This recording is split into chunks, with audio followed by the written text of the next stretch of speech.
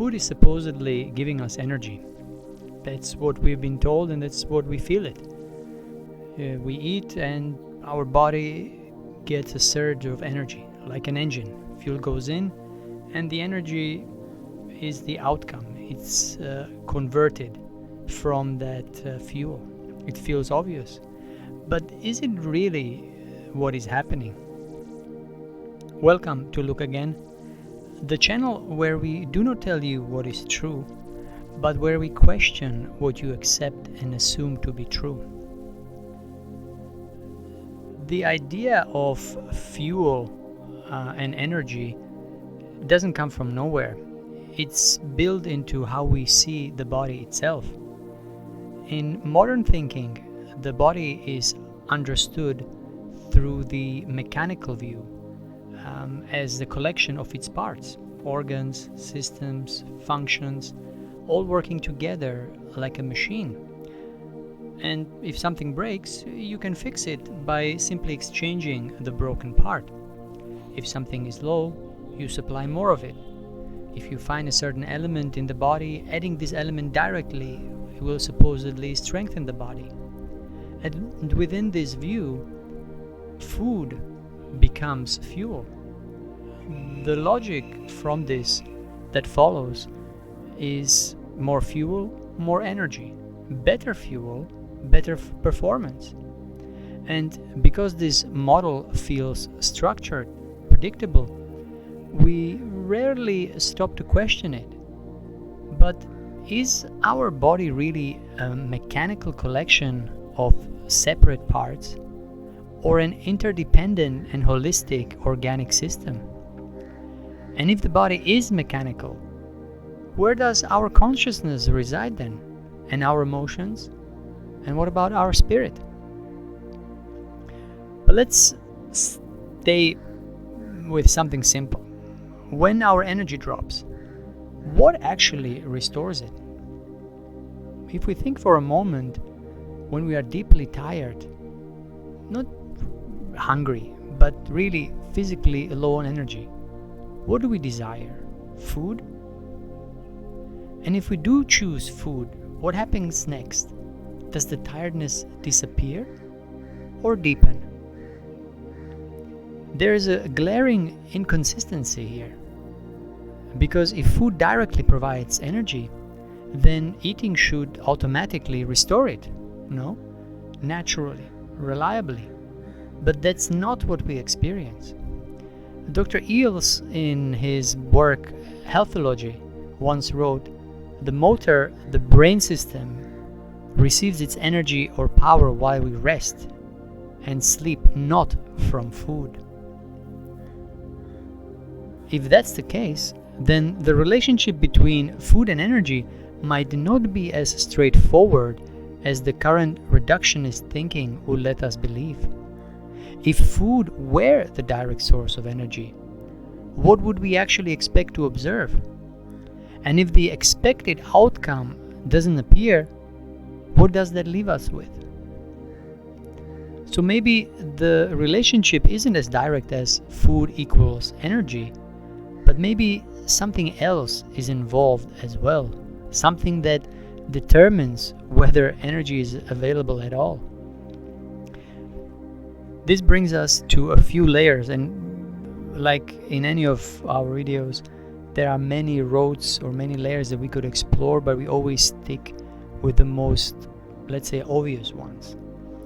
And here, the layer one is the work of digestion. Food doesn't become usable the moment it enters the body. It doesn't provide any benefit in that moment. It moves through an extended process of digestion. It starts with chewing, mixing with saliva, breakdown in the stomach, further transformation in the intestines, absorption into the bloodstream, assimilation into the tissues, expulsion from the system. This involves multiple organs, multiple stages, thousands of actions and transmutations, plus continuous coordination. And it takes time before any benefit can be reaped.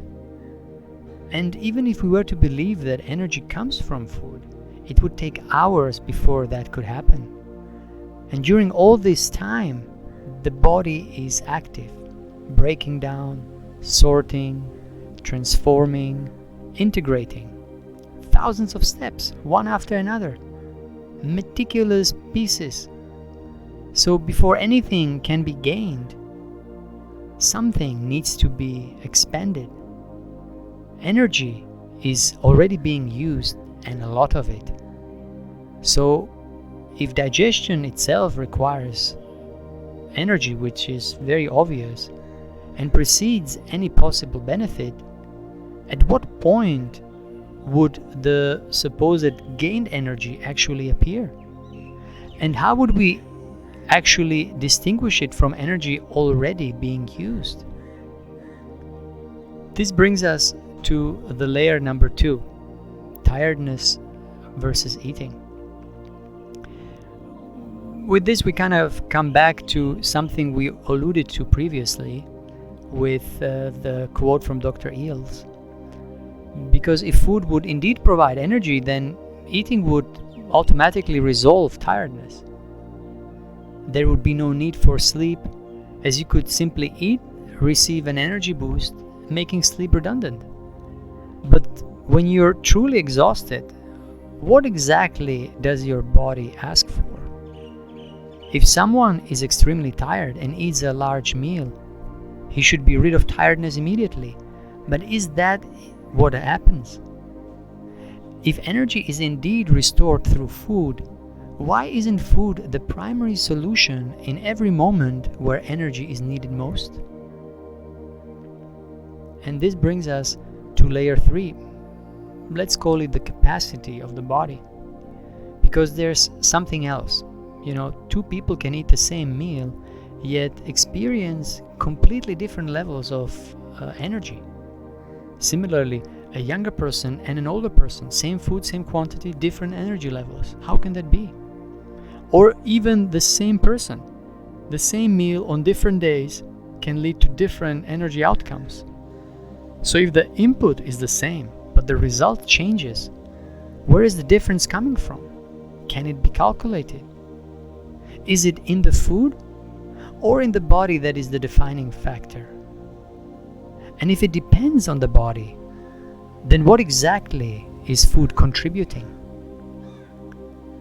So the structure begins to shift, not simply food equals energy, but something more conditional, something that depends on how the body processes, transforms, and responds. And if that's the case, then does the idea of food as fuel really describe what's truly happening? If every drop in energy leads to eating, while the body is still processing what came before, what happens over time? If energy is required to handle what we consume, and intake continues regardless of that state, does the available energy actually increase? Or does it never fully become available in the way we assume, because it's already involved elsewhere in a process happening in parallel? And if both situations feel similar, how would we even notice the difference? So when we say food gives us energy, is that something we directly observe, or is it something that seems to make sense because of how we were told to picture the body? And if the body isn't a machine running on fuel, but something that transforms, regulates, and responds, then what exactly is energy in such an organic system? And what role does food really play within it?